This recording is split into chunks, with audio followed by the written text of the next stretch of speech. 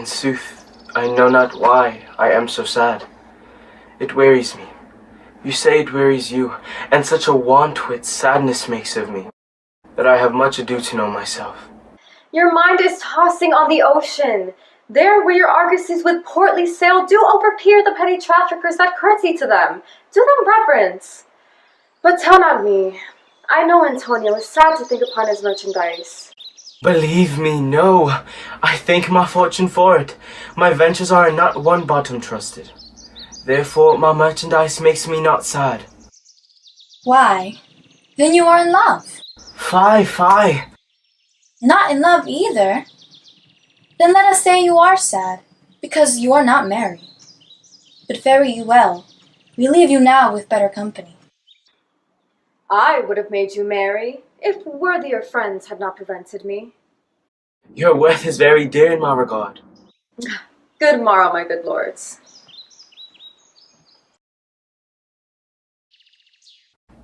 Well, tell me now what lady is the same, to whom you swore sacred pilgrimage that you today promised to tell me of. 'Tis not unknown to you, Antonio, how much I have disabled mine estate. Nor do I now make moan to be abridged from such a noble right.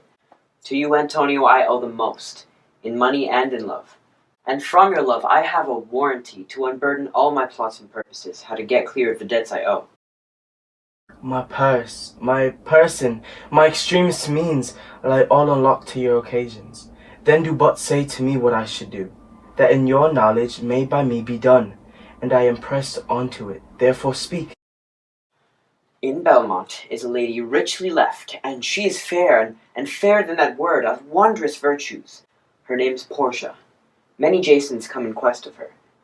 Oh, my Antonio, had I but the means to hold a rival place one of them, I have a mind foresees me such thrift, that I should questionless be fortunate. Oh, thou knowest that all my fortunes are at sea. Neither have I money, nor commodity to raise a present sum. Therefore go forth, try what my credit can in Venice do, to fairness thee to Belmont, to fair Portia.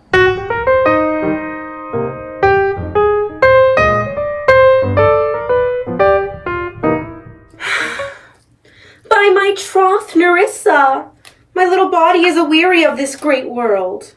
You would be, sweet madam, if your miseries were in the same abundance as your good fortunes are. Good sentences and well pronounced. They would be better if well followed. I can easier teach 20 what were good to be done than be one of the 20 to follow mine own teaching. But this reasoning is not in the fashion to choose me a husband. Oh me, the word choose. I may neither choose whom I would nor refuse whom I dislike. So is the will of a living daughter curbed by the will of a dead father. Your father was ever virtuous. Therefore, the lottery that he hath devised in these 3 chests of gold, silver, and lead, whereof who chooses his meaning chooses you, will no doubt never be chosen by rightly but one who you shall rightly love. But what warmth is there in your affection towards any of these princely suitors that are already come? I pray God grant them fair departure. Do you not remember, lady, in your father's time, a Venetian, a scholar, and a soldier that came hither in the company of Marquis de Montferrat? Yes, it was Bassanio, as I think he was so called.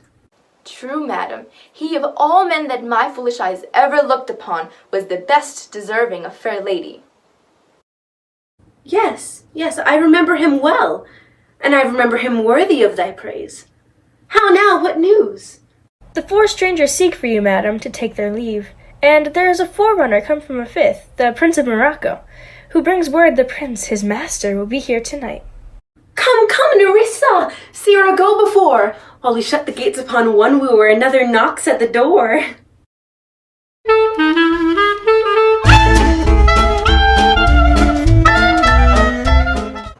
3,000 ducats.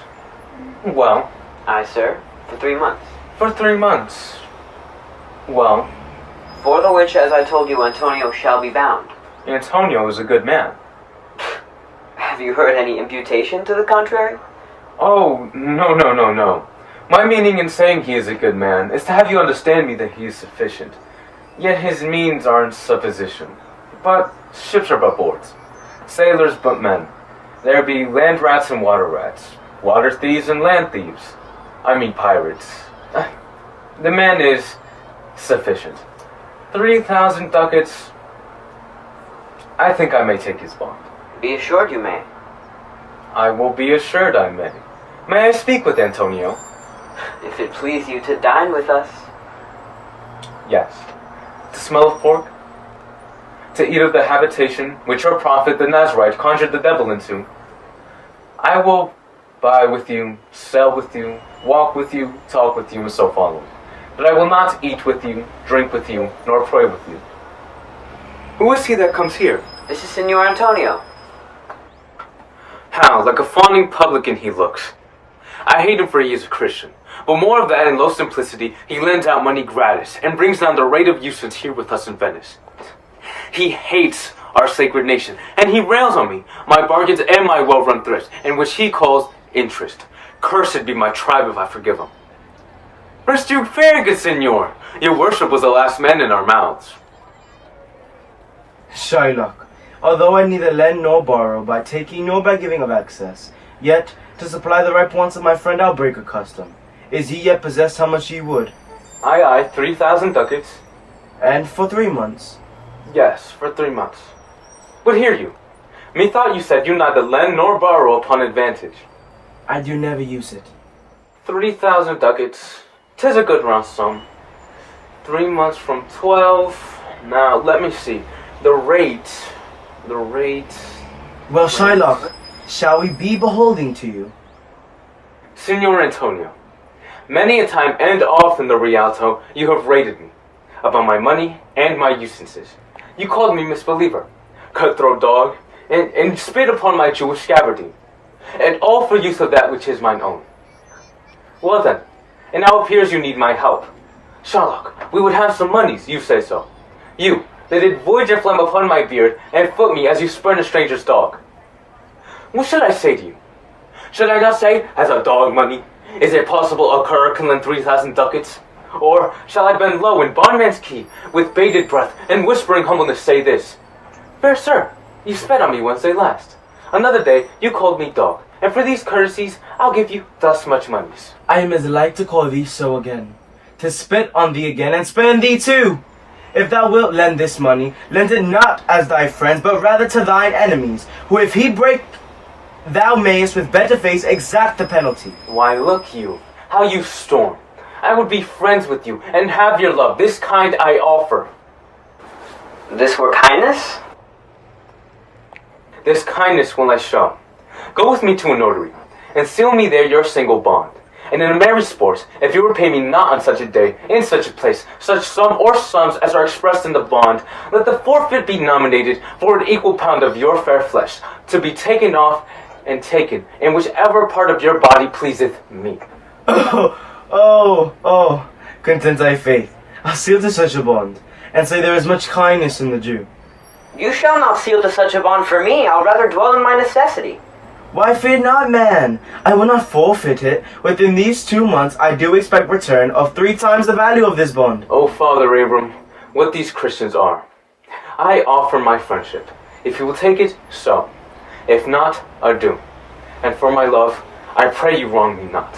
Yes, Shylock, I will seal unto this bond. The Hebrew will turn Christian, he grows kind. I like not fair terms in a villain's mind.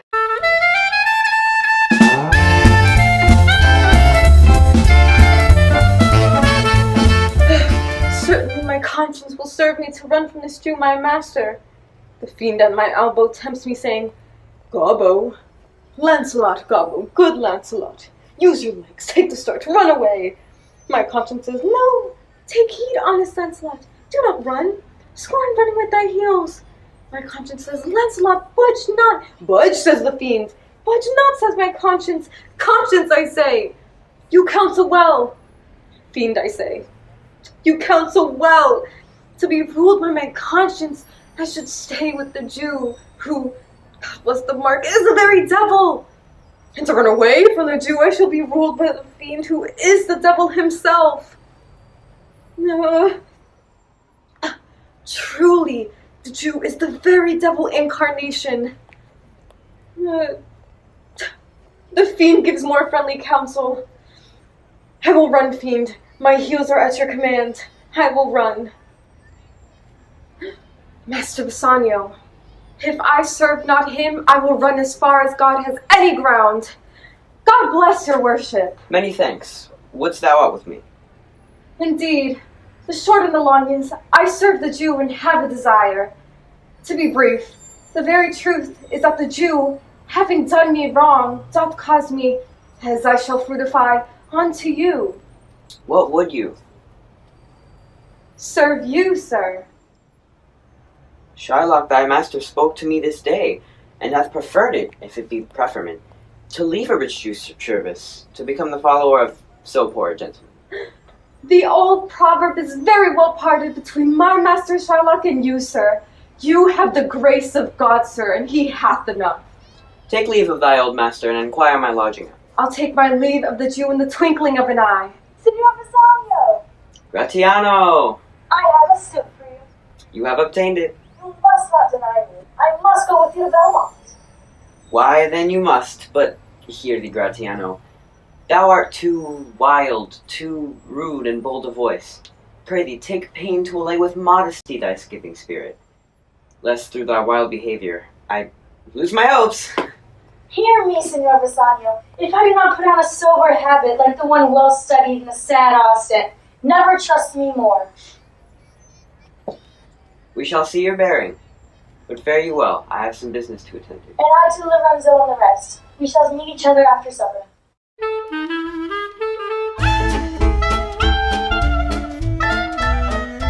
I'm sorry thou wilt leave my father so. Our house is hell, and thou, merry devil, did rob it of some taste of tediousness. But fare thee well. There is a ducat for thee. And Lancelot, soon at supper shalt thou see Lorenzo, who is thy new master's guest. Give him this letter. Do it secretly. Adieu, most beautiful pagan, most sweet Jew. If the Christian did not play the knave and get thee, I am much deceived. Farewell, good Lancelot. Alack, what heinous sin is it in me, to be ashamed to be my father's child.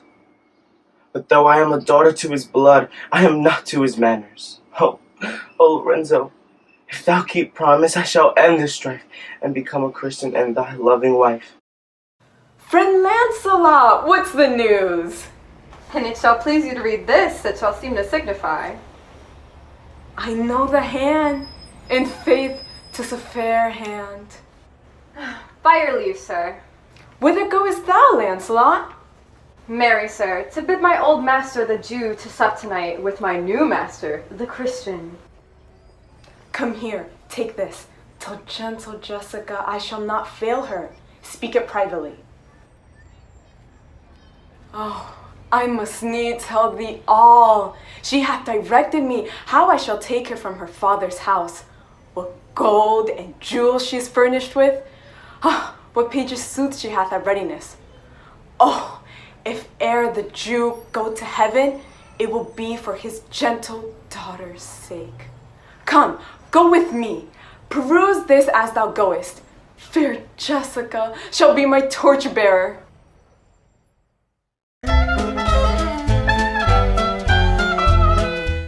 Well, thou shalt see.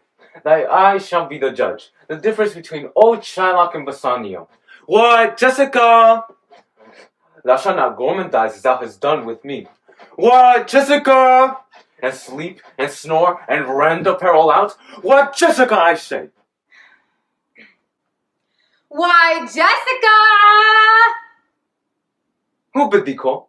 I did not bid thee call. Call you? What is your will? I am bid forced to supper, Jessica. Here are my keys. But wherefore should I go? They flatter me. I am not bid for love. But yet, I'll go in hate, to feed upon the prodigal Christian. Jessica, look to my house. I am right loath to go. There's some ill a-brewing towards my rest, for I did dream of money bags tonight. I beseech you, sir, go. My young master doth expect your reproach. So do I his. I will not say you shall see a mask, but if you do... What? Other masks? Jessica, hear you me. Lock up my doors. And when you hear the drum clamor, not you up to the casements, then to gaze on Christian fools with varnished faces. By Jacob's staff, I have no mind of feasting for tonight, but I will go. I will go before, sir. Mistress, look out at the window for all this. There will come a Christian by, will be worth a Jewess eye. What says that fool, huh? His words were, "Farewell, mistress," nothing else. Well, then farewell, Jessica. Perhaps I will return immediately. Do as I bid you, and lock the doors after you. Farewell, and if my fortunes be not crossed, I have a father, you a daughter, lost.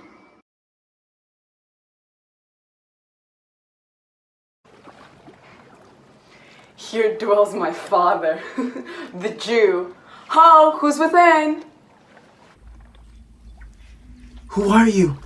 Tell me for more certainty, although I swear that I do know your tongue. Lorenzo, and thy love. Lorenzo, certain, and my love indeed. Here, cash this casket, it is worth the pains. I am glad 'tis night. You do not look on me, for I am much ashamed for my exchange. Oh, descend, for you must be my torchbearer. What? Must I hold a candle to my shames? Oh, I shall be obscured. Oh, so are you so sweet, even in the lovely garnish of a boy. But come at once, for we are stayed for at Bassanio's feast. I will make fast the doors and gild myself with some more ducats and be with you straight. Oh, beshrew me, I love her heartily. Go draw aside the curtains and discover the several caskets to this noble prince. For one of them contains my picture, prince, and if you choose that, then I am yours withal. Oh, some guy direct my judgment. Let me see. What says this leaden casket? Who chooseth me must give and hazard all he hath. Must give. For what? For lead? Hazard for lead? No, this casket threatens. What says the silver with her virgin hue? Who chooseth me shall get as much as he deserves. As much as he deserves? Well, that's the lady. I do in birth deserve her, and in fortunes, but more than these, in love I do deserve. Let's see once more the same graves in gold. Who chooseth me shall gain what many men desire. Well, that's the lady. All the world desires her. One of these contains her heavenly picture. Is it like that lead contains her? No, 'twere damnation to think so base a thought. Or shall I think in silver she's immured? Being 10 times undervalued to tried gold? No, sinful thought. Never so rich a gem was set in worse than gold. Deliver me the key. Here do I choose and thrive as I may. There, choose it, prince, and if you choose that, then I am yours. Oh, hell! What have we here? A carry-on death. Within his empty eye there's a written scroll. I'll read the writing. All that glitters is not gold. Gilded tombs do worms enfold. Had you been as wise as bold, young in limbs, in judgment old, your answer had not been enscrolled. Fare you well, your suit is cold. Portia, do I have too grieved the heart to take a tedious leave? Thus loses part. A gentle riddance. Draw the curtains. Go. Let all of his complexion choose me so.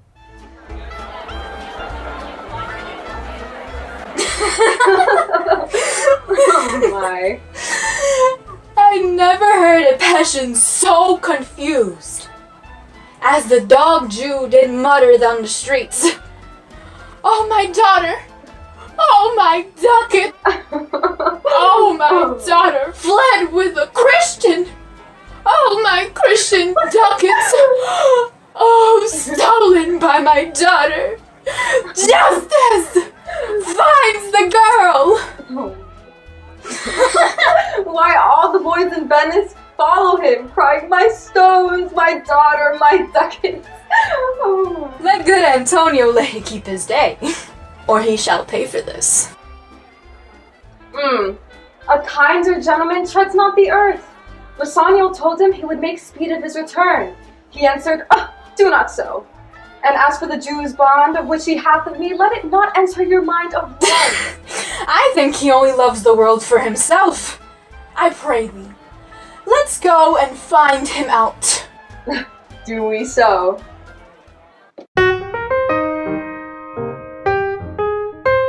Quick, I pray thee, draw the curtain straight. The Prince of Aragon hath taken his oath and comes to his election presently.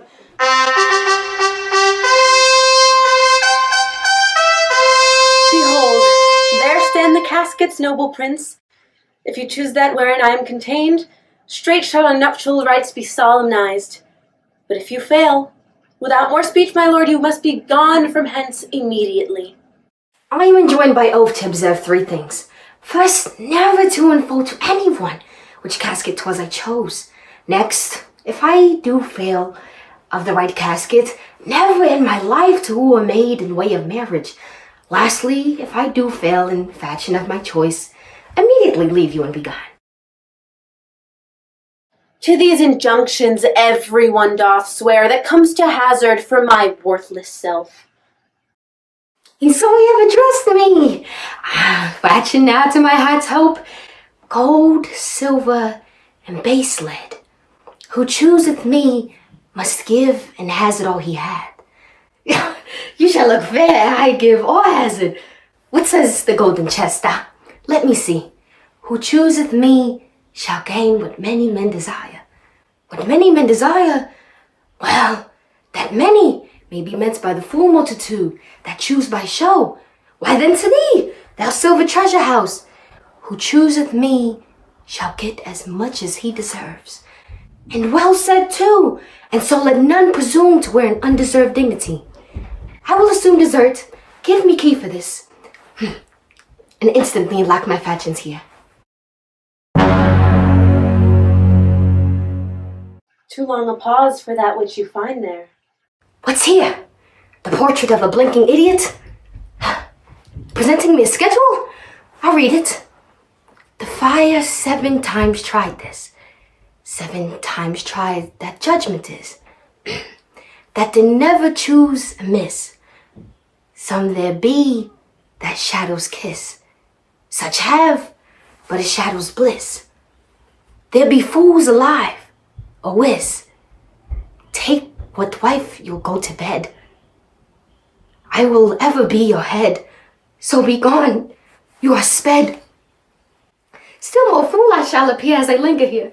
Sweet, adieu, I'll keep my oath patiently to bear my oath. Oh, these deliberate fools! When they do choose me, they have their wisdom by their wit to lose me. Madam, there is a lighted at your gate, a young Venetian, one that comes before to signify the approaching of his lord, from whom he bringeth sensible regrets, to wit, besides commends and courteous breath. Gifts of rich value, yet I have not seen so likely an ambassador of love. Come, Nerissa, for I long to see quick Cupid's post that comes so mannerly. Bassanio, Lord love, if thy will it be.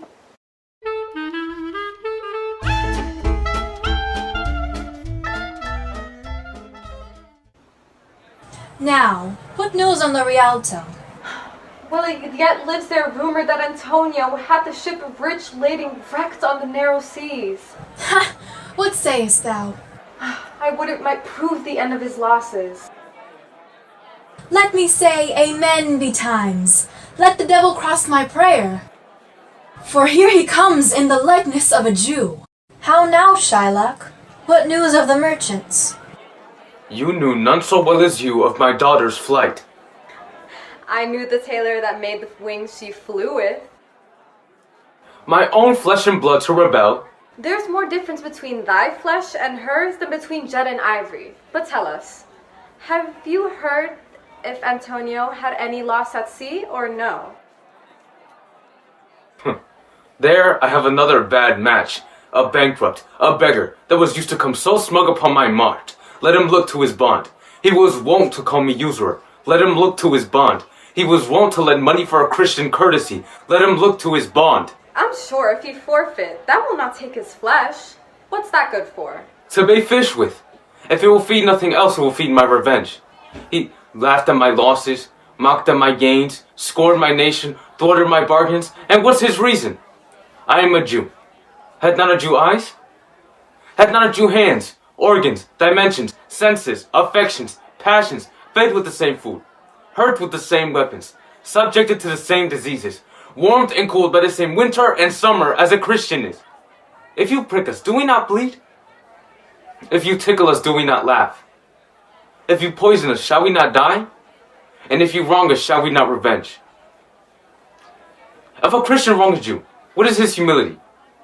Revenge. If a Jew wrong a Christian, what should his sufferance be by Christian example? Why revenge? The villainy you teach me, I will execute, and it shall go hard, but I will better the instruction.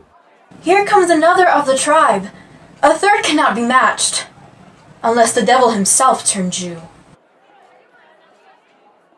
How now, Tabal? Hast thou found my daughter? I often came where I heard of her, but cannot find her. Why, there. A diamond coin. Cost me 2,000 ducats and other precious jewels. I would my daughter dead at my foot, and the jewels in her ear. No news of them? Why so? Why thou, loss upon loss, and no satisfaction, no revenge, nor no ill luck stirring but what lies on my shoulders. Yes, other men have ill luck too. Antonio, as I heard in Genoa, What? Ill luck. hath an argosy cast away, coming from Tripoli. I thank thee, good Tabal. Good news, In Genoa.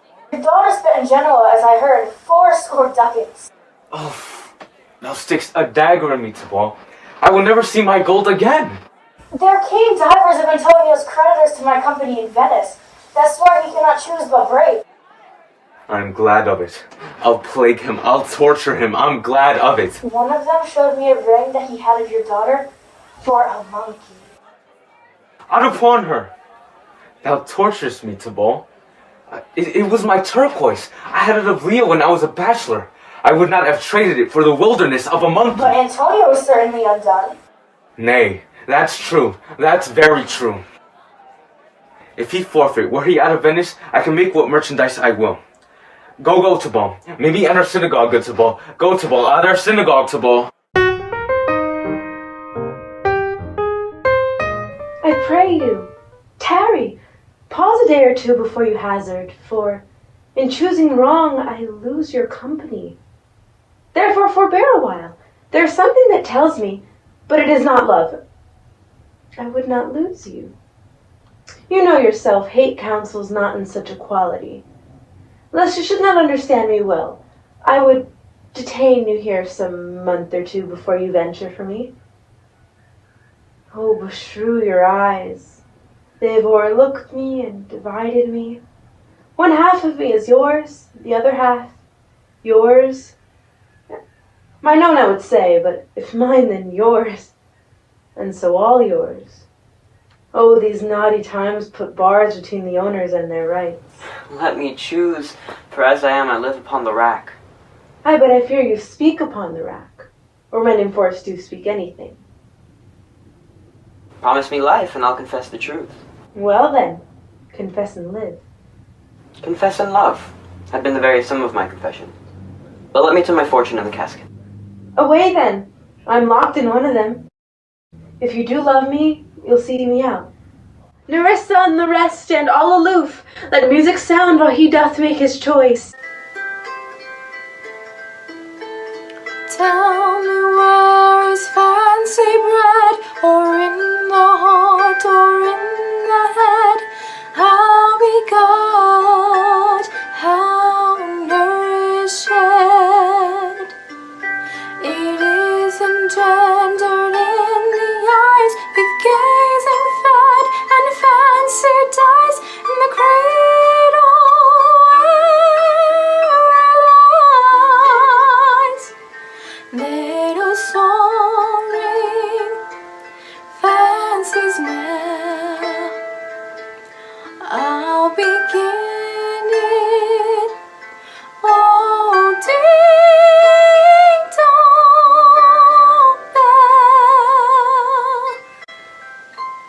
may the outward shows be least themselves. The world is still deceived with ornament. Thus ornament is but the guiled shore to a most dangerous sea. In a word, the seeming truth which cunning times put on to entrap the wisest. Therefore, thou gaudy gold, hard food for Midas, I will none of thee. No, none of thee, thou pale and common drudge between man and man. But thou meagre lead, which rather threatenest than dost promise, thy paleness moves me more than eloquence.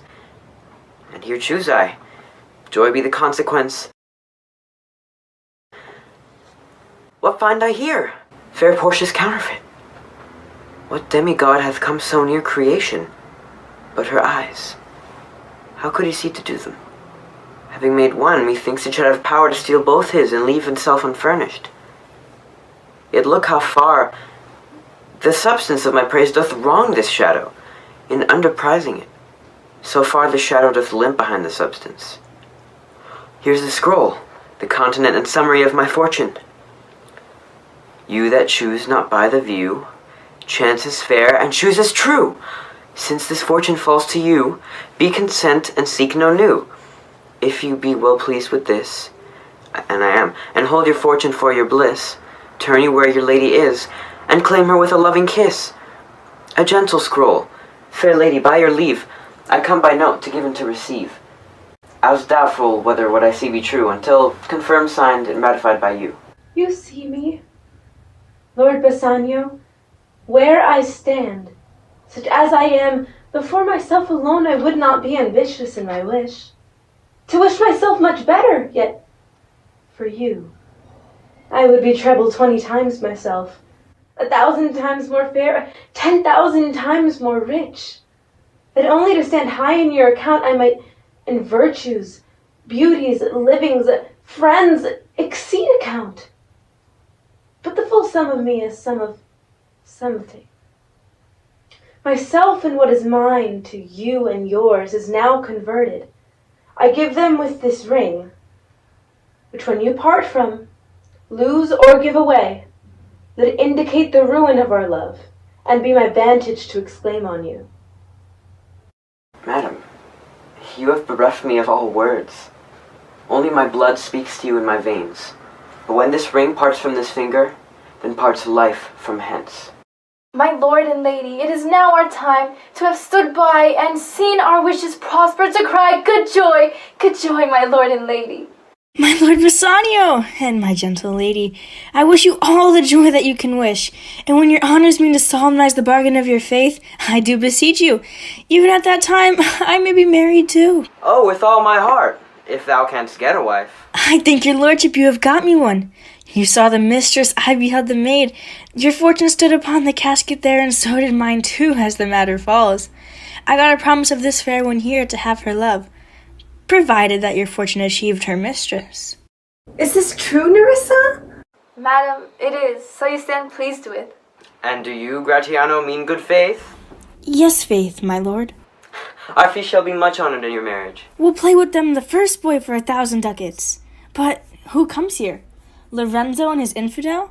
I bid my very friends and countrymen, sweet Portia, welcome. So do I, my lord. They are entirely welcome. I thank your honor. Ere I ope his letter, tell me how my good friend doth. Not sick, my lord, unless it be in mind, nor well unless in mind. His letter there will show you his estate. There are some shrewd contents in yon same paper, that steals the color from Bassanio's cheek. With leave, Bassanio, I am half yourself, and I must freely have the half of anything that this same paper brings you.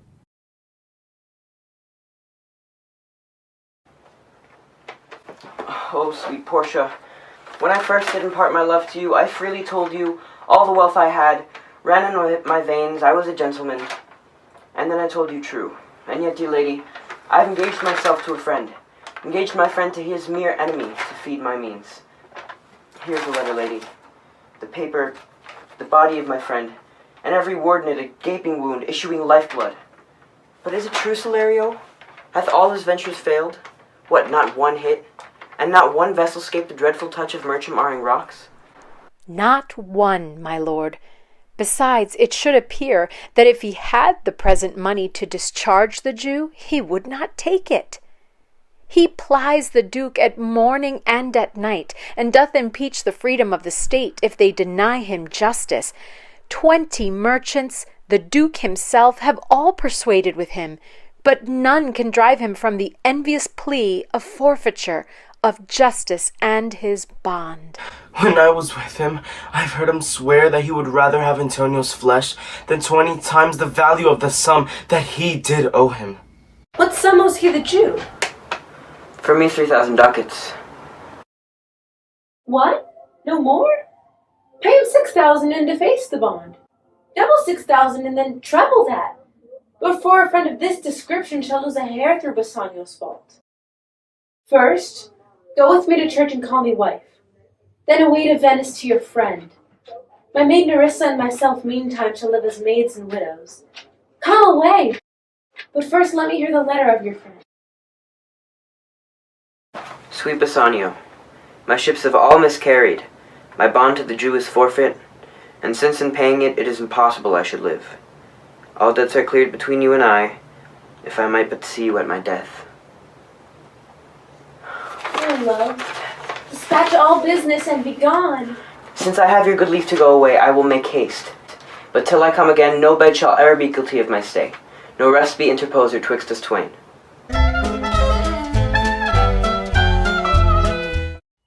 Officer, look to him.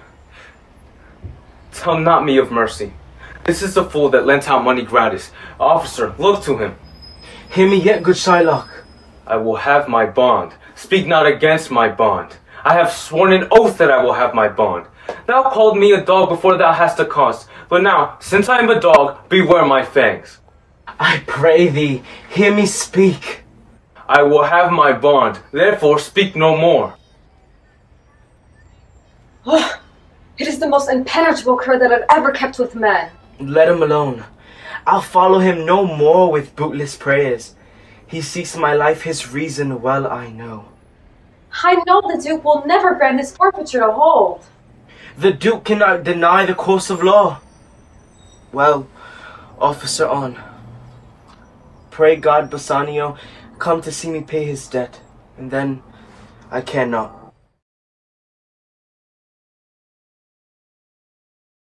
Lorenzo, I commit into your hands the husbandry and manage of my home, until my lord's return. For mine own part, I had towards heaven bereft a secret vow, to live in prayer and contemplation, only attended by Nerissa here, until her husband and my lord's return. Madam, with all my heart, I shall obey you in all fair command. And so farewell, till we shall meet again. Oh, fair thoughts and happy hours attend on you. I thank you for your wish, and am pleased to wish it back on you. Fare you well, Jessica. Now, Balthazar, take this letter with great speed into Padua. See thou render this into my cousin's hands, Dr. Valerio. Now look, what notes and garments he doth give thee, bring with great speed unto the ferry that trades to Venice, for I shall be there before thee. Madam, I will go with all convenient speed. Come, Nerissa, we have work in hand that you yet know not of. We'll see our husbands before they think of us. Shall they see us? They shall, Nerissa, but in such a habit that they shall think we are accomplished with what we lack. Why, shall we turn to men? But come, I'll tell thee thy whole device when we are in my coach, which waits for us at the park gate. Therefore haste away, for we shall measure 20 miles today.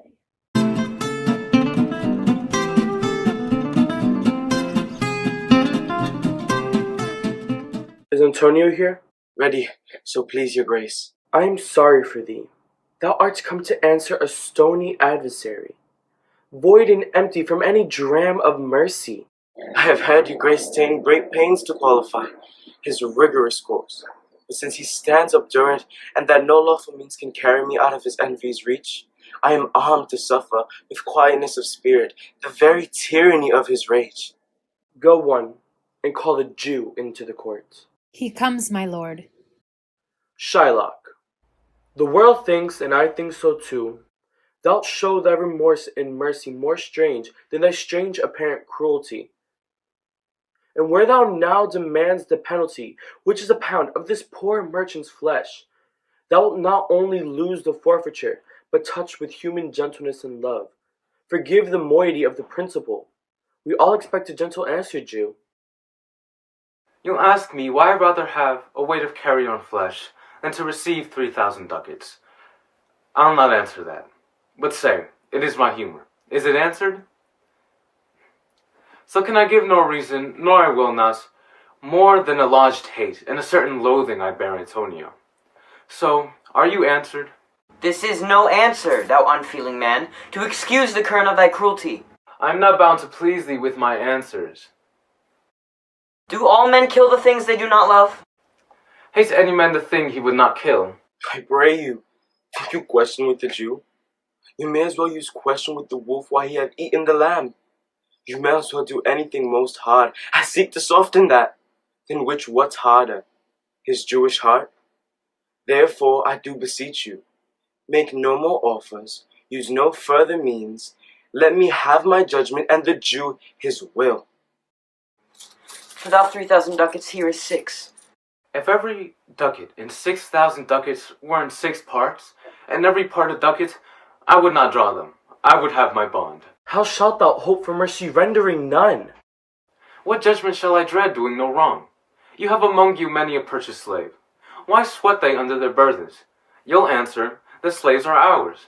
So I answer you, the pound of flesh which I demand of him is bought. 'Tis mine and I will have it. Answer, shall I have it? Upon my power, I may dismiss this court, unless Valerio, a learned doctor whom I have sent for to determine this, come here today.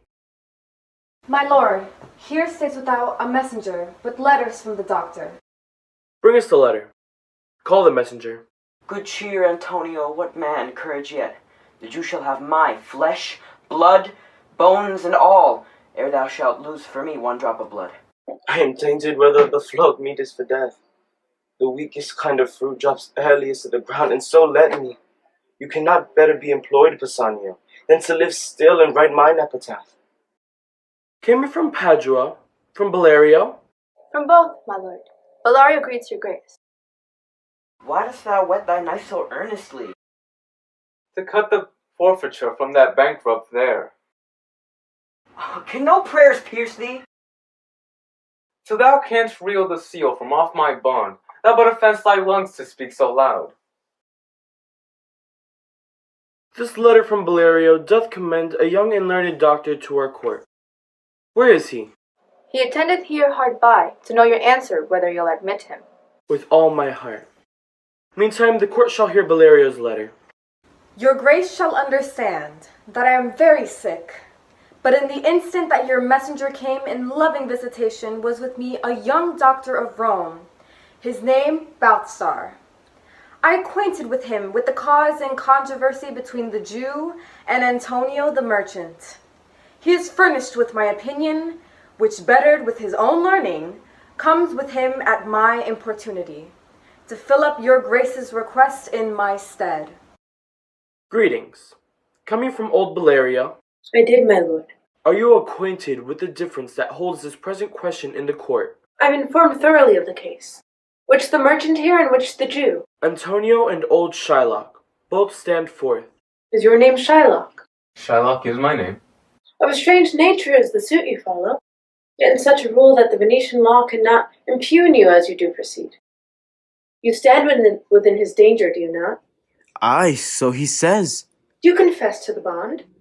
I do. Then, must the Jew be merciful? On what compulsion must I? The quality of mercy is not strained. It droppeth as a gentle rain from heaven upon the place beneath. It is twice blessed. It blesseth him that gives, and him that takes. It is an attribute to God himself. An earthly power then doth show like as God's, and mercy seasons justice. Therefore, Jew, though justice be thy plea, consider this, that through the course of justice, none of us should see salvation. We do pray for mercy, and those same prayers do render us the deeds of mercy. I spoke thus much to mitigate thy plea, which if you choose to follow, the Venetian court must needs give sentence against the merchant here. My deeds upon my head. I crave the law, the forfeit and penalty of my bond. Is he not able to discharge the money? Yes, here I tender it for him in the court. Yea, thrice the sum. If this will not suffice, it must appear that malice bears down truth. I beseech you, wrest once the law to your authority, and curb this cruel devil of his will. It cannot be. There's no power in Venice can alter a decree established. A Daniel come to judgment. Yes, a Daniel. Oh, wise young judge. How I do honor thee. I pray you, let me look upon the bond. There it is. Most wise doctor there. For this bond is forfeit, and lawfully by this the Jew must claim a pound of that merchant's flesh, to be cut off by him nearest the merchant's heart. Be merciful, take thrice the sum, bid me tear the bond. You know the law. I charge you by the law. Proceed to judgment. By my soul, I swear there is no power in the tongue of man to alter me. I stay on my bond. Well then, thus it is. You must prepare your bosom for his knife. Oh, noble judge. Oh, excellent young man. Therefore, lay bare your bosom. Aye, his breast, nearest his heart. Those are the very words. Have thy some surgeon, Shylock, on your charge, to stop his wounds lest he do bleed to death. Is it so nominated in the bond? It is not expressed. But what of that? 'Twere good you do so much for charity. I cannot find it. 'Tis not in the bond. You, merchant, have you anything to say? But little. I am armed and well prepared. Bassanio, fare you well. Grieve not that I have fallen to this for you. Command me to your honorable wife. Tell her the process of Antonio's end. Say how I loved you. Speak me fair in death. And when the tale is told, bid her be judge whether Bassanio had not once a love. Antonio, I have a wife which is as dear to me as life itself. But life itself, my wife, and all the world are not with me esteemed above thy life. I would lose all. I sacrifice them all to this devil to deliver you. Your wife would give you little thanks for that. If she were by to hear you make the offer. 'Tis well you offer it behind her back. The wish would make else an unquiet house. We trifle time. I pray thee, pursue sentence. A pound of that same merchant's flesh is thine. The court awards it and the law doth give it. Most rightful judge. And you must cut this flesh off from off his breast. The law allows it and the court awards it. Most learned judge, a sentence, come, prepare. Tarry, Jew. This bond doth give thee here no jot of blood. The words expressly are, a pound of flesh. Take then thy bond, take then thy pound of flesh. But in the cutting of it, if thou dost shed one drop of Christian blood, your lands and goods are, by the laws of Venice, confiscate unto the state of Venice. Is that the law? Thyself shalt see the act. For if thou urgest justice, be assured, thou shalt have justice, more than thou desirest. I'll take this offer. Pay thrice the bond and let the Christian go. Here's the money. Soft! He shall have all justice. Soft, no haste. He shall have nothing but the penalty. Give me my principal and let me go. I have it ready for thee. Here it is. Soft! He hath refused it in the open court. He shall have nothing but the penalty. Why, then the devil give him good of it. I'll stay no longer questioned. Tarry, Jew. It is enacted in the laws of Venice that if it be proved that any alien, by indirect or direct attempts, he shall seize the life of any citizen, the party against which he doth contrive shall seize one half of his goods. The other half come to the privy coffer of the state, and the offender's life lies solely in the Duke against all other voice. Down, therefore, and beg mercy of the Duke. That thou shalt see the difference of our spirits, I pardon thee thy life before thou ask it. For half thy wealth it is Antonio's, and the other half comes to the general state. Nay, take my life in all. You take my house when you do take the prop that doth sustain my house. You take my life when you do take the means whereby I live. What mercy can you render him, Antonio? To quit the fine for one half of his goods I am content. So he will let me have the other half in use to render it, upon his death, unto the gentleman that lately stole his daughter. 2 things provided more, that for his favor he presently become a Christian.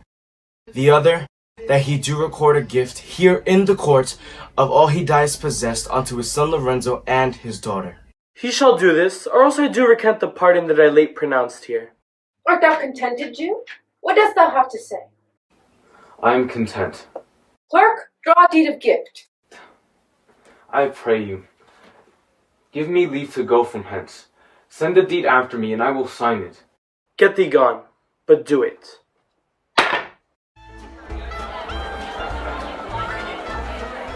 Good sir, my friend and I have been this day acquitted of grievous penalties. And stand indebted over and above in love and service to you evermore. He is well paid that is well satisfied. And I, delivering you, am satisfied. I pray you, know me when we meet again. I wish you well, and so I take my leave. Oh, good sir, of force I must attempt you further. Take some remembrance of us as a tribute, not as a fee. Give me your gloves. I'll take them for your sake. And for your love, give me this ring. Don't draw back your hand, I'll take no more. There's more depends on us than on the value.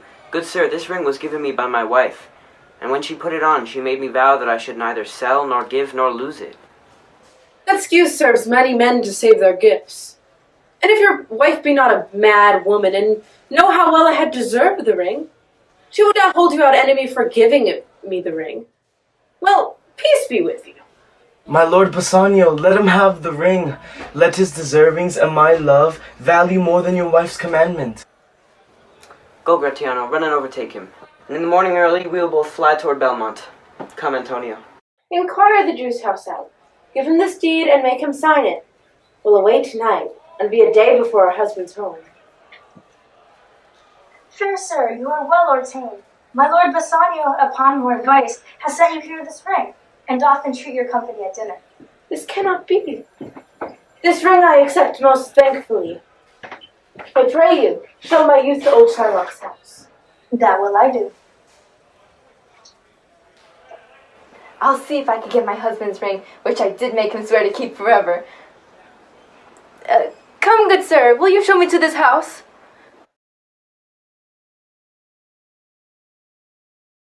The light we see is burning in my hall. How far that little candle throws his beams, so shines a good deed in a naughty world. That is the voice, or I am much deceived, of Portia.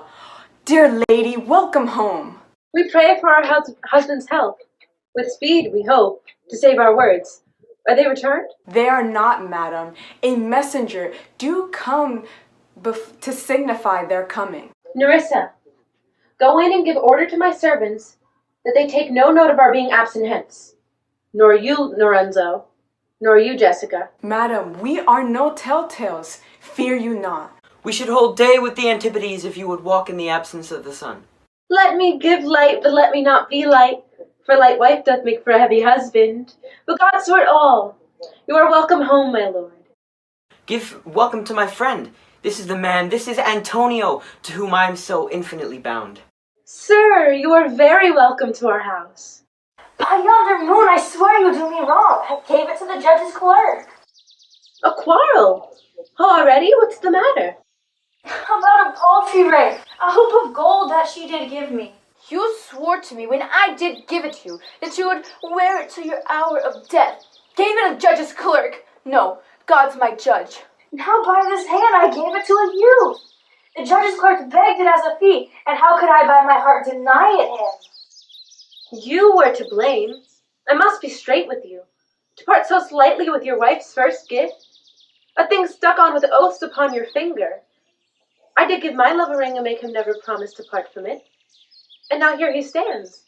I dare sworn he lose or part with it for all the wealth the world masters. Why, I were best to cut my left hand off and swear I lost the ring defending it. My lord Bassanio gave his ring away unto the judge that begged of it as well, and well deserved it. What ring gave you, my lord? Not that, I hope, which you received of me.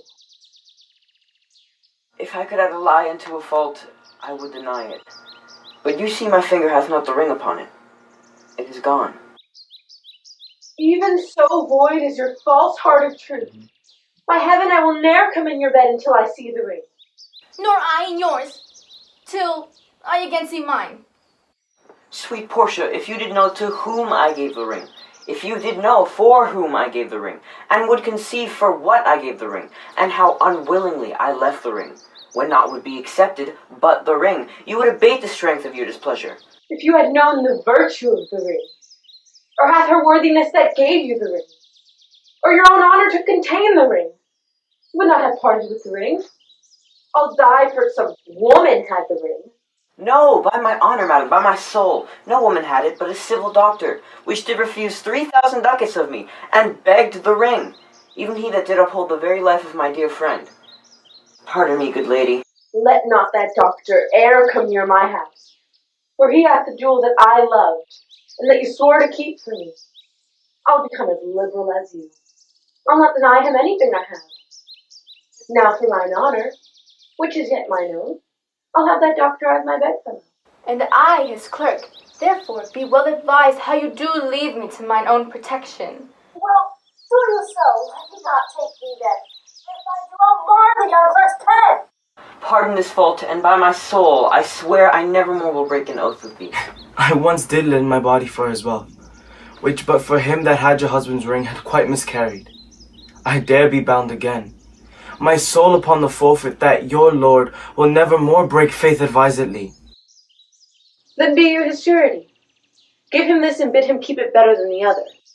My lord Bassanio, swear to keep this ring. By heaven, it is the same I gave the doctor. I had this of him. Pardon me, Bassanio, but by this ring the doctor lay with me. And pardon me, my gentle Graziano, for that same scrubbed boy, the doctor's clerk, in lieu of this, last night did lie with me. What? Are we couples and we have deserved it? You were all amazed. Here is a letter. Read it at your leisure. It comes from Padua, from Valerio. There you will find that Portia was the doctor, Nerissa there her clerk. Lorenzo shall witness that I set forth as soon as you, and even but now returned. I have not yet entered my home. Antonio, you are very welcome, and I have better news in store for you than you expect. Open this letter soon. There you shall find that your 3 Argosaurs have richly returned to harbor suddenly. You shall not know by what strange accident I chanced on the letter. I am dumb. Were you the doctor and I knew you not? Were you the clerk that is to make me couple? Aye, but the clerk that never means to do it, unless he live until he be a man. Sweet doctor, you shall be my bedfellow. When I am absent, then lie with my wife. Sweet lady, you've given me life and living. For here I read for certain that my ships are safely come to road. How now, Lorenzo? My clerk hath some good comforts too for you. There do I give to you and Jessica, from the rich Jew, a special deed of gift, after his death, of all he dies possessed of. Oh, fair ladies, you drop manna on the way of starved people. It is almost morning, and yet I am sure you are not satisfied of the events at full. Let us go in, and charge us thereupon interrogatories, and we will answer all things faithfully.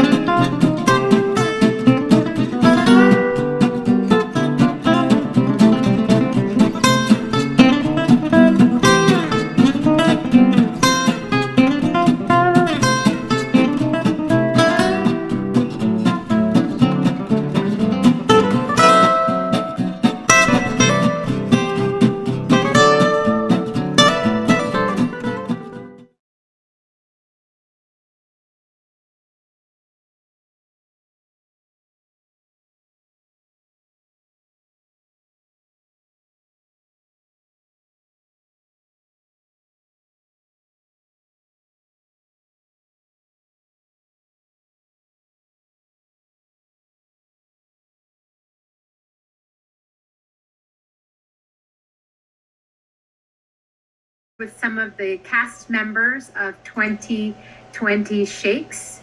We want to thank you for your attendance this evening. We have collected some questions from the public.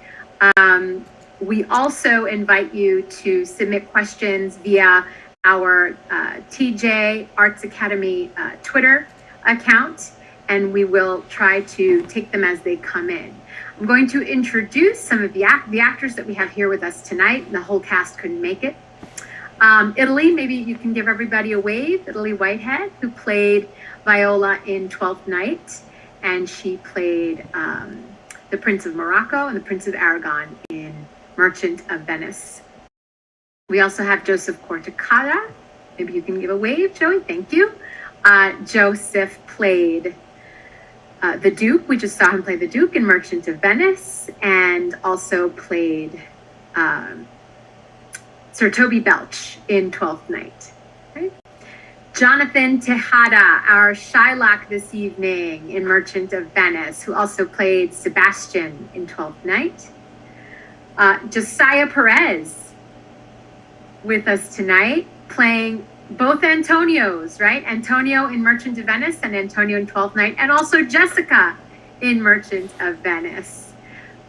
Lucas Luxinger, seen tonight as Bassanio and last night as Malvolio.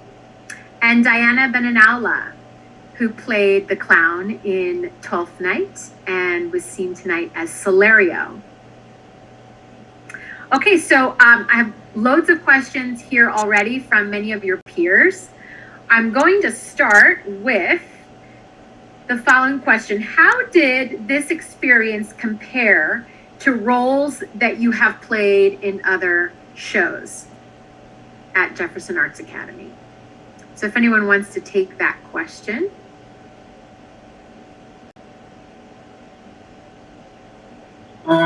It was definitely an interesting experience since we were all in the same theater as we normally would.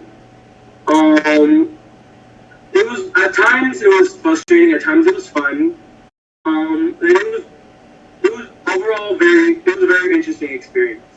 Interesting, yeah. So new, full of new things, right? Diana, you've done quite a number of shows at school. Do you want to speak to that at all? Yeah.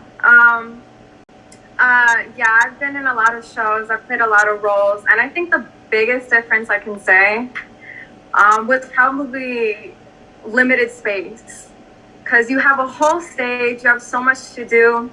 You can move around, a lot of big hand movements as we're filming. You have to pay more attention to your space, make sure you're center or you're facing the right way, looking at the right direction. It's just like a lot of new habits I had to develop in order to make this like really just cool to see. Great point. And I remember in some scenes, many of you struggled with being spontaneous, right? You would spontaneously want to do a movement. I'd say, no, we have to do that take again because your arm went off the shot, or you can't turn that way, or it's going to look like you slapped somebody if you reach that far, right? We had to adjust. So that's a great point, Diana. Which leads us right into our next question. What challenges did students and staff face in organizing this production? Italy, you want to take that one? There were a lot of challenges, but I feel like one that really hindered with a lot of our rehearsal days and stuff was probably connection issues or Wi-Fi issues or just technical issues, because most of the show, or most of what we were doing in rehearsal occurred over a Teams call. And with that, everybody had their laptops and stuff like that, but obviously we're not on the same Wi-Fi server. So some people would be blurry, some people would go in and out, and the other actor that's inside that scene couldn't hear them. There was just a lot going on. And there's much, much more challenges, but I feel like that was one that really hindered with a lot of our practices and stuff like that. But yeah. I want to point out, based on what you just said, for example, remember when we were filming, if someone's Wi-Fi was lagging, you would say your line and you might not get a response in the time that you would expect. So all of you had to learn to freeze and hold waiting for that next line to come so that I could edit, that time out, clip it, right? And that was really based on that whole Wi-Fi issue, the timing of the lines. Great. We have the next set of questions were submitted by students who've agreed for us to mention their names. So I have a great question from Debria Durant. Since you all weren't in the same room, how did you know it was the appropriate time to speak? Who'd like to take that one? Jonathan, great. I mean, it was more so of since you're in the meeting and you hear them speak, you would assume it would be the same thing in real life. But there's always there could definitely be a lag, especially when recording. So you had to freeze midway just to make sure that everything went through, and it was a lot of guessing as well if somebody's Wi-Fi was cutting out. So you had to just be quick with it. And can you just go over the logistics? What literally did we use to hear each other during the recording? Oh yeah, since we had our school laptops with us, we could go on the meeting there and we would record on our phones. So in the meeting, we would have to connect the audio to a headset, a Bluetooth headset if you had any, like AirPods or something else along those lines.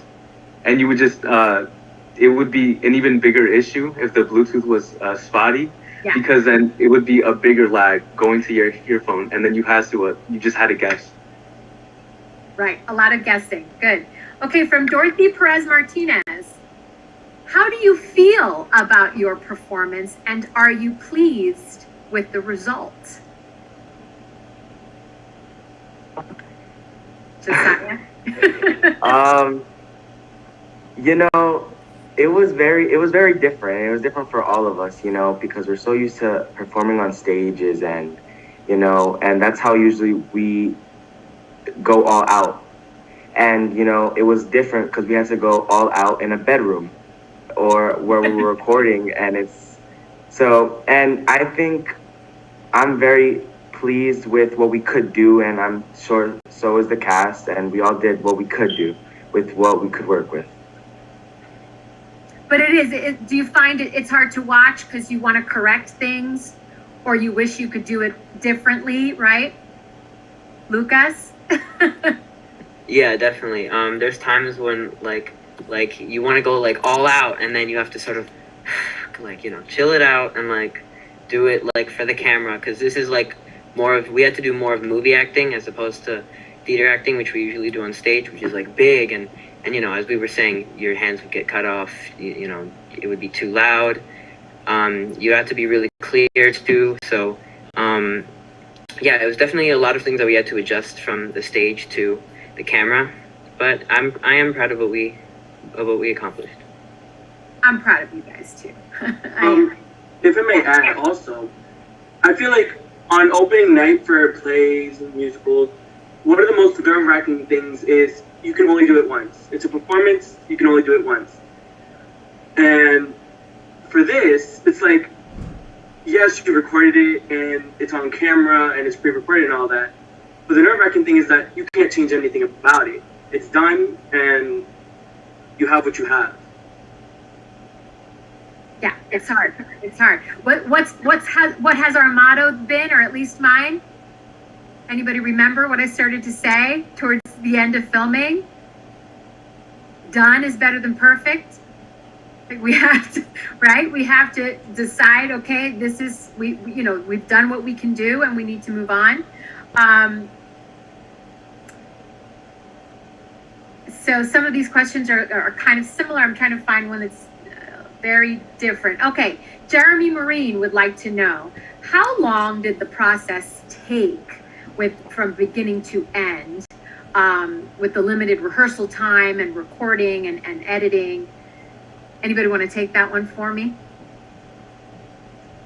Mm-hmm. Italy, fantastic.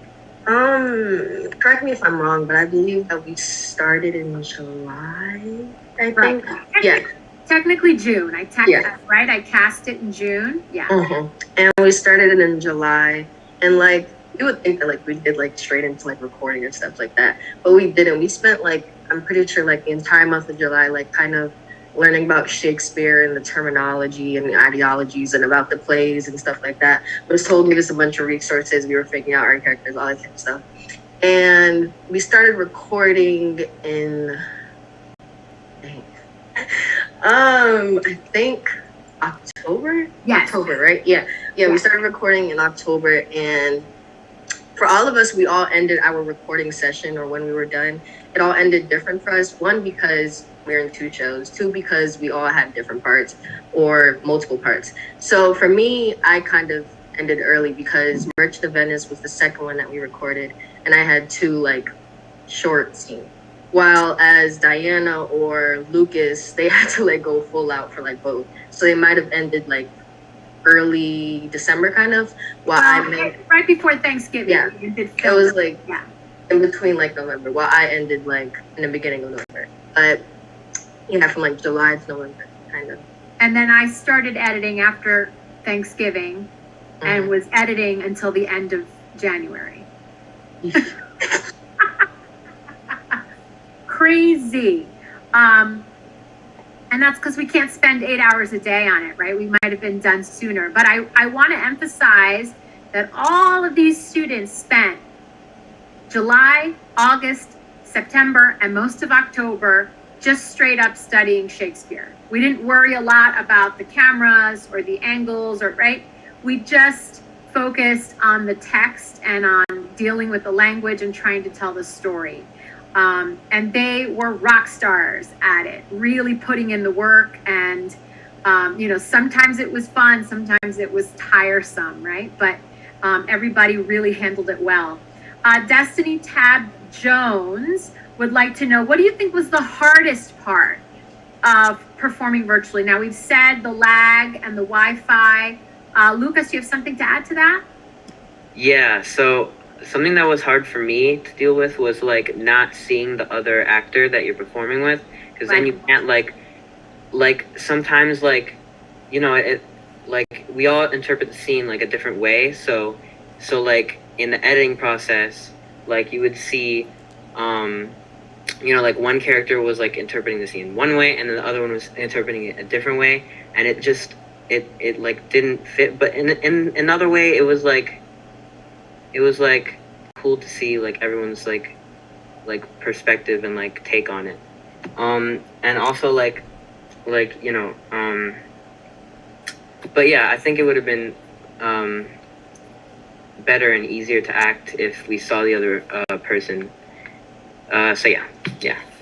Theater is about interaction, right? That live interaction. I've been reflecting on that because Josiah mentioned how much he enjoyed your performance of Malvolio yesterday, and I realized it was the first time he ever got to see it, right?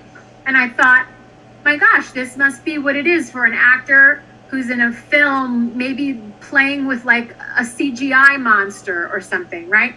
They don't really see what the final product is going to look like when they're filming in the studio. It might just be green space all around them, forcing them to imagine what their scene partner is doing, right? That's really essentially what you all were doing with these scenes, with no prior experience, right? Okay, what tips do any of you have? Let's see if you can remember any. This is from Angel Cruz Rodriguez. What tips do any of you have for deciphering Shakespeare?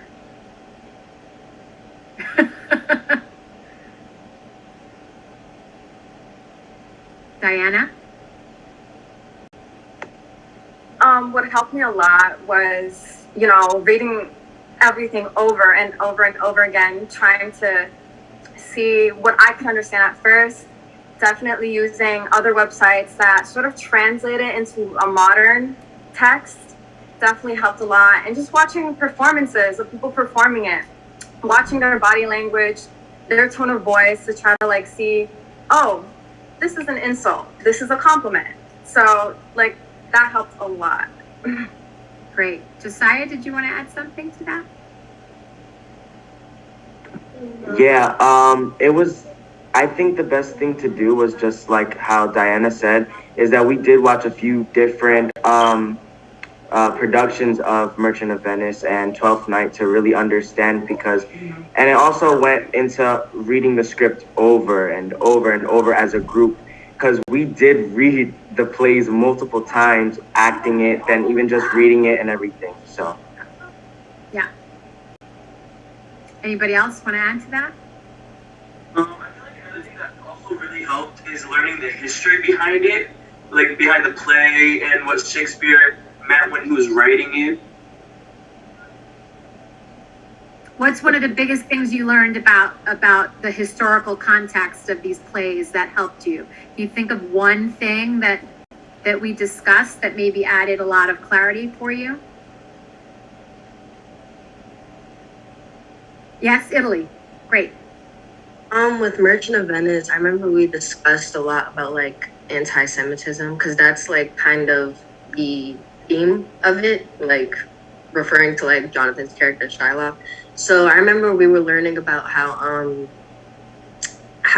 like back like centuries ago, like kind of around like 1600s, like when just like plays were just like a really popular thing, people would make plays, right? And they would kind of just like mock Jews like entirely, like the scripts or the plays would just be about like Jewish people and kind of just mocking them and stuff. And like inside the crowds and inside the audience, they'd be laughing and this, that. Like it would just, like all of that and taking it into Merchant of Venice was like a lot. One, because like taking all the historical context and applying it to like your characters, it helped a lot, but it was like a lot to take in because you realize that it's not just a play about like a guy wanting his money back. You know what I mean? But yeah.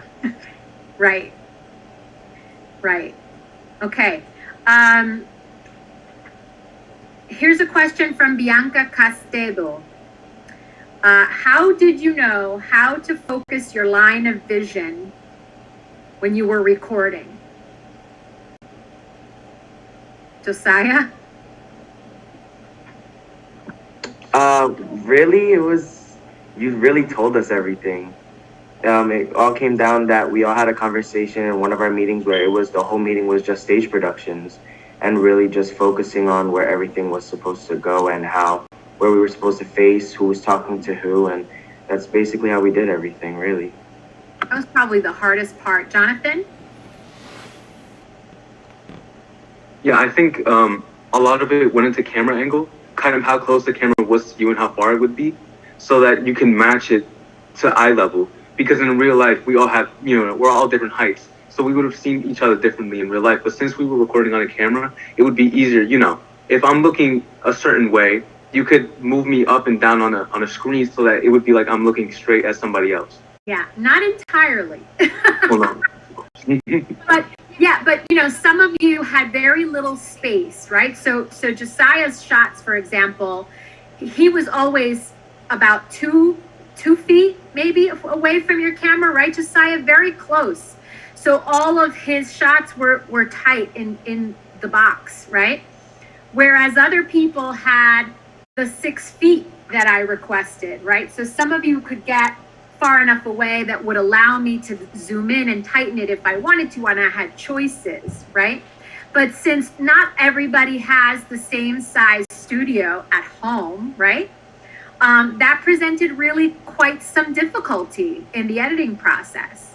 And a lot of it had to do with, you need to work in the most quiet and private space in your home. So if that happens to be a little bedroom where there's not a lot of space, then that's where we worked, right? But we did the best we could with what we had, I think.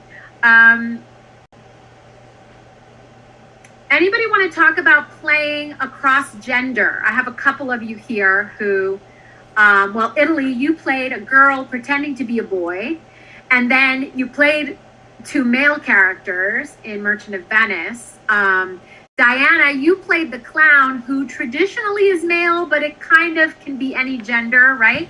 That role. And then Celerio, who was male. And Josiah, you played Jessica. So if you can each comment a little bit on what that was like and what you felt about it or thought about it, that'd be great. Italy?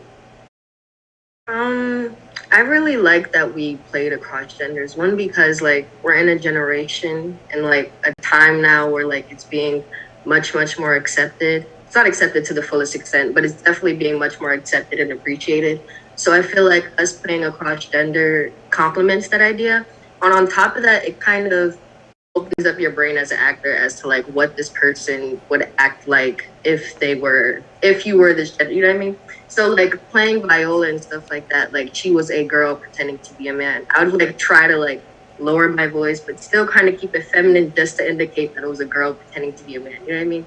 But rather with like Aragon and Morocco, it's like I had to like completely use an accent and like it was just like a whole like different step. But it was really fun because I got to learn new things and stuff. Yeah, it was fun. I thought you had a lot of fun with that. Diana? I think for the most part, playing Celeria and Lancelot, it was very, I was given characters that I feel like didn't really need to make it known that I was male, unless if I was like throwing around with like other characters and I just needed to act like, oh, I'm having a drink with my friends, like, haha. But as for the clown, I didn't really pay attention to gender role because, yeah, I feel like as a clown, like I could just do whatever I want. I could be whatever I want. If I'm a guy, I can talk in a high-pitched voice. That's funny. My job is to entertain. So I feel like in terms of cross-dressing, like I had a lot of freedom playing that character, which was super fun, which made me feel super comfortable, and I loved it. It was so much fun. So you make a good point. The characters that you were playing weren't necessarily performing gender as part of their function in the story. And that's a great point. Whereas Italy's were, right? Viola in particular, we talked about the performance of gender and how that plays a role in the story. Josiah?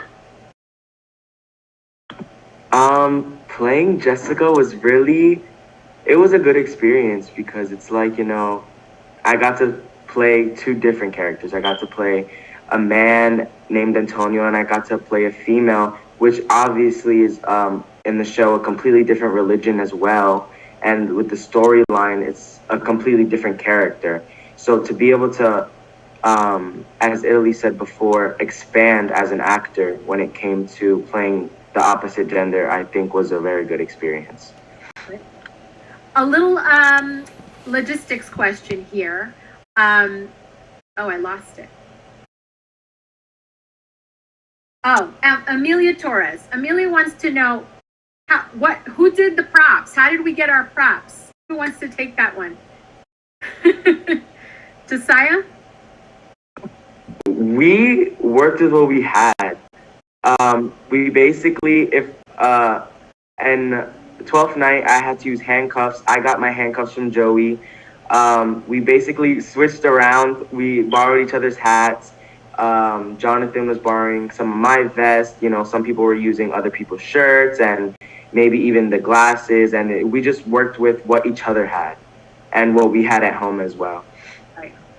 So I remember in particular, I had a prop list and I was going to go into the Jefferson Arts Academy building to our costume closet and pull some things out that we could use.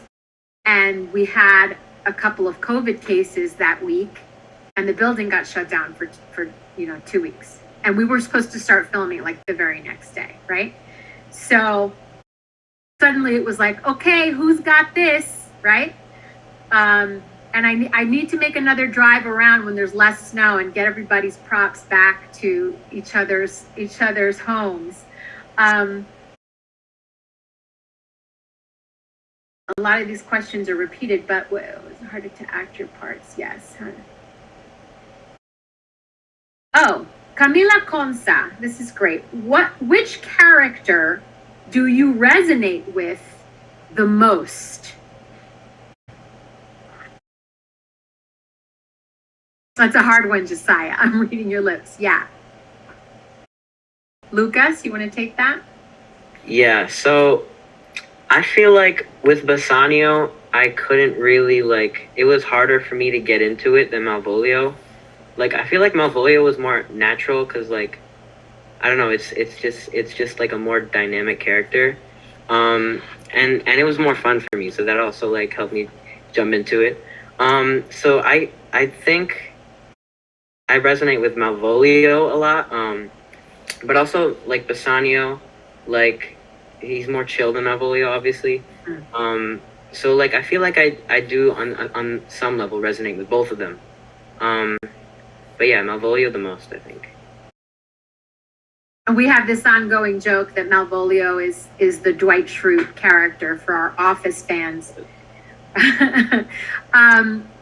I have one last question for all of you, and I'm going to ask that you really think about this question in terms of just doing the production as a whole, not necessarily focused on the virtual aspect, the remote aspect, but just to be clear to everybody, nobody met in person, not for auditions, not for rehearsals, not for filming.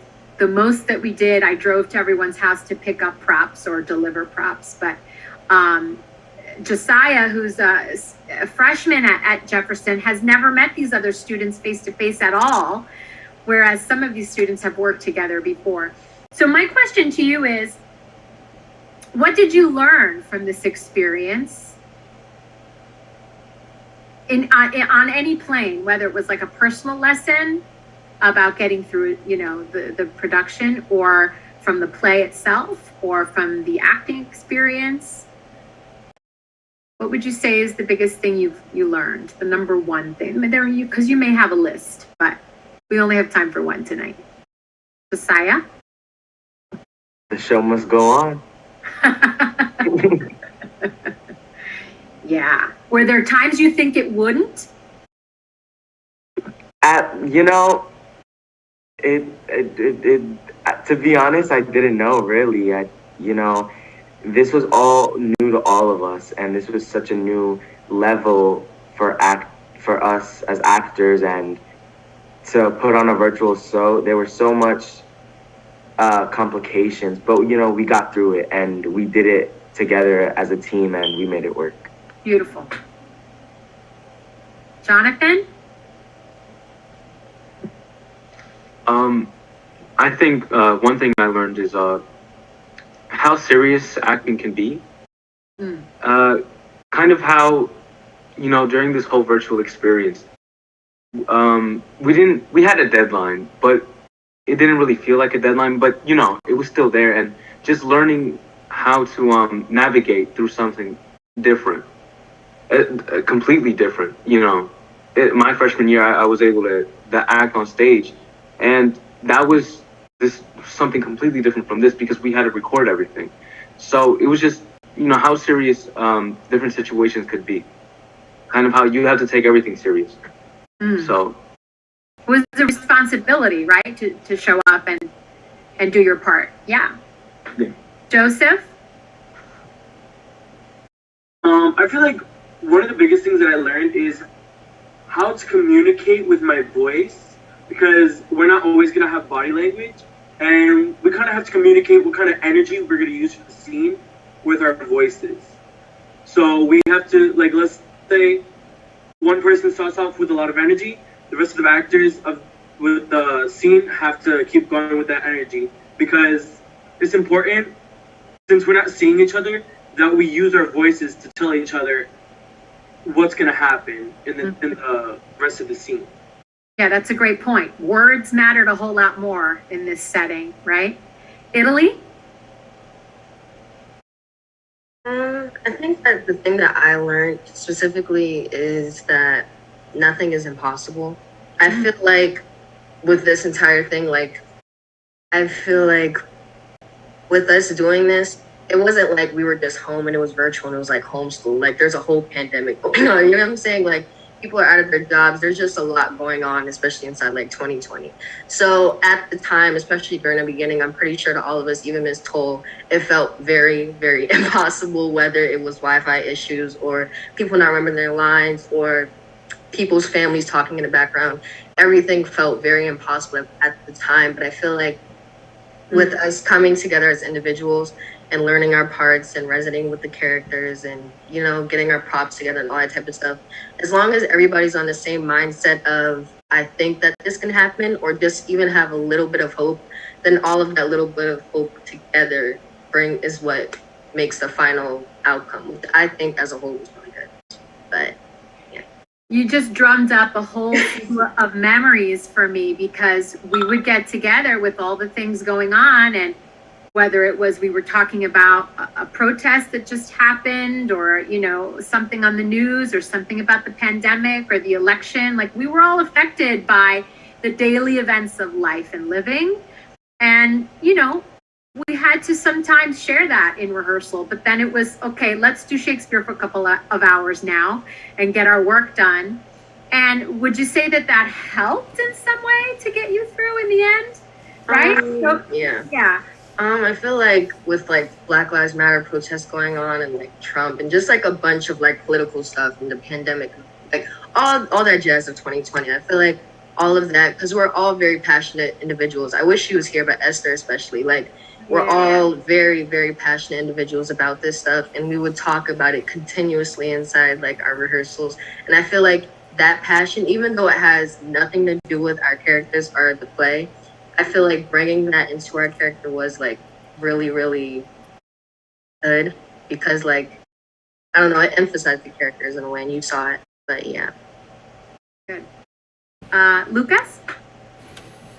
Yeah, going off of what Italy said, like, you know, like a lot of the themes in our plays are like sort of connected to the real world today, and it just makes you think about like how like throughout history, like history repeats itself, you know, and yeah, like bringing that passion of today into these plays that were like based on stuff that happened a long time ago really helps to emphasize how like humans don't change that much. I learned a lot of things. One of the biggest things I learned, well, probably not, because I there's probably more bigger ones, but you know, like there's always hope, and I feel like, you know, this is sort of not ideal, but I feel like I wouldn't change it. Like if I could go back on stage, like this is something different, it's something fun, it's something new. It's cool, and I'm really glad that I got to do this, even though, you know, there's a whole pandemic going on. This was kind of not a needed, but it was we needed it. You can say that. Sure, yeah, we needed it. Sure. Needed it. It also felt like much more personal, because like we're all here on a call, and like when you're in class, you know, like it's a lot. Like even though you're in there in person, it feels more distant, I feel. But yeah, it's cool how we can all just get together and do this. And it was, yeah, it was different. Yeah, it's something we talked about a lot, because it's easy to get down on the situation, right? And we would say like, oh, if we were on stage, we could do this, and here we can't, right? And can kind of put a negative spin on things. So we started to sort of change our perspective and say, well, right now the stage is not an available option. Among the options that are available, we're using a great one, right? We're doing what we can do, and that's better than not doing it. Diana? I think definitely the biggest thing I learned, and this goes for any show or any project that you try to do, that sacrifice is like the biggest thing. You definitely have to be very dedicated. I know, whether that's time or like space, but definitely for me, in terms of this production, the biggest thing I had to sacrifice was my comfort. And I know, because, you know, being in theater, it's all about being vulnerable and trying to get to know yourself better, trying to really figure out what your strengths and weaknesses are. But I would ask myself all the time, like, I'm at home, like, why do I feel so weird, like, compared to in the theater with all these other kids, until I realized, like, these kids they understand. these other theater, like all my other theater peers, like they've gone through the same thing that I went through. They've experienced vulnerability, and like we've just experienced vulnerability in front of each other. So it is completely different at home because let's say like, you know, putting on crazy makeup, being loud, you're not in a space meant to do that, especially when, you know, you're in a space where people come around all the time, people stare at you, people make weird faces at you, like, oh, what's he doing? It makes me feel weird, it makes me feel judged. But at the end of the day, I feel like I came out way stronger. Like, I feel like I definitely learned that a lot of people don't know, like, we messed up a lot. We learn from our mistakes, and that's why our productions are so amazing, because we're able to build off from that and learn from that and just grow as people in general. So it's like super cool. What a beautiful note to end on. Thank you for those wonderful thoughts and lessons from all of you. Faith, right? Just having a little faith in ourselves and each other. That was a big one. For me, I learned that that's even possible when, you know, when the payoff doesn't feel as easy or as fun as it usually is in person. We still manage to find the fun and the faith. So I appreciate your work so much. I'm so grateful. And Liberty Players is already working on the spring production. So we're writing, we're doing original writing, we're working on music, and we hope that our audience will join us later in the spring when the work is done and we have something new to share. Thank you all for being here with me tonight. Thank you. Thank you for your questions. Have a fabulous weekend.